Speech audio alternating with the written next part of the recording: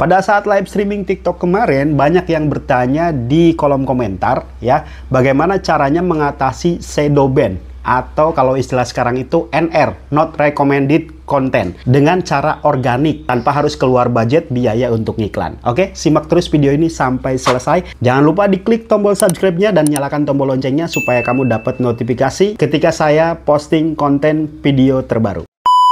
Saya akan jelaskan dulu istilah konten NR atau konten non recommended. Ciri-cirinya salah satunya itu kalau misalnya kamu posting konten, kalau biasanya mungkin dalam waktu 5-10 menit sudah ada penontonnya, sudah ada viewersnya di angka mungkin ya kalau untuk pemula biasanya ya di angka 10, 20 atau bahkan langsung melejit ke 50-100. Nah, ini sudah ditungguin berjam-jam sampai 1 jam, 2 jam bahkan sudah 24 jam, viewersnya itu mentok, paling mentok di angka 5 ya, bahkan ada yang sampai 0 setelah 24 jam. Nah, itu ciri-ciri khusus konten kamu terkena NR atau konten not recommended yang dulu istilahnya itu shadow ban. Nah, seperti apa yang saya lakukan untuk mengatasi shadow ban? Sebenarnya mudah sekali ya. Saya akan buka dulu tangkapan layar TikTok saya. Sebentar ya. Nah, ini dia akun TikTok saya. Pertama kali yang harus kamu lakukan ini berdasarkan pengalaman saya dan alhamdulillah berhasil ya. Sudah saya buktikan untuk beberapa konten saya yang mendapatkan konten label NR atau not recommended content. Nah, pertama kali ya yang harus dilakukan adalah ketika misalnya ada konten kita yang not recommended, yang penontonnya mungkin tiba-tiba anjlok di angka 5 bahkan sampai 0, sudah ditungguin 24 jam ya, nggak berubah-berubah.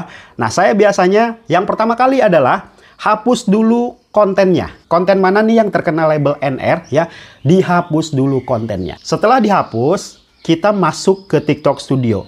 Nah, guys, teman-teman ya, di TikTok Studio ini sebenarnya itu lengkap banget guys. Kalian bisa yang namanya menganalisis akun, mempelajari konten ya, konten seperti apa yang lagi tren. Kalian bisa pelajari itu. Ada yang di yang paling bawah ya, sedang tren dalam monetisasi. Konten-konten seperti apa sih yang disukai oleh para follower kamu ya. Jadi ada nih, kamu bisa contoh lengkap ya, kontennya kamu bisa tiru, bisa duplikasi, bisa modifikasi ya. Jadi kurang lebih seperti itu. Termasuk biasanya saya tiru juga bagaimana dia berkata-kata ya, menuliskan caption, hashtag segala macam saya tiru di sini. Jadi sebenarnya secara organik juga TikTok udah ngajarin kita. Di TikTok Studio itu lengkap. Ketika saya sudah menghapus konten not recommended tadi, apa yang saya lakukan? Yang pertama adalah saya masuk ke alat, ada yang namanya alat ya. Di sini ada alat. Nah, di bawah alat itu ada tulisan analisis. Nah, saya masuk ke analisis guys ya. Kita tampilkan semua, diklik, tampilkan semua. Nah, di situ kita lihat tuh 7 hari terakhir, 28 hari terakhir, 60 hari terakhir, sampai setahun terakhir. Kita bisa dilihat di situ ada ringkasan, ada konten, ada penonton, ada pengikut, ada live ya. Di sini ada tulisan-tulisannya, kita lihat. Di sini ketika kita misalnya sudah dihapus konten kita yang NR tadi, kita akan masuk ke penonton. Oke. Diklik yang penonton, kita lihat guys ya.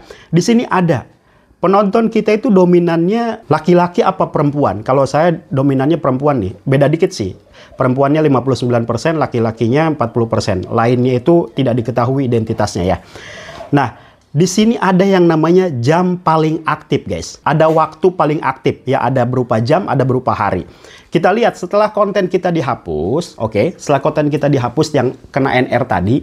Nah, saya biasanya akan posting ulang konten tersebut. Nah, posting ulangnya itu nggak sembarangan. Saya akan posting ulang di jam yang ramenya kapan penonton saya standby. Viewer saya atau follower saya standby, mereka buka TikTok. Ada di sini nih. Jam yang paling rame ya, contohnya tanggal 29 Mei, jam yang paling rame di akun saya itu di sini ada jam 4 pagi guys. Jam 4 sampai jam 5 pagi rate-nya. Kelihatan ya? Nah, saya akan posting di jam-jam tersebut guys. Kenapa diposting di jam tersebut? Karena follower saya kebanyakan aktifnya di jam tersebut guys. Tiap akun itu analisisnya beda-beda. Makanya nggak bisa disamain tuh. Jam rame itu kapan sih? Nah, kamu tinggal masuk ke TikTok Studio tadi ya. Setelah itu masuk ke analisis, data analisis, masuk ke penonton. Ya, nah disetting di situ tuh. Oke.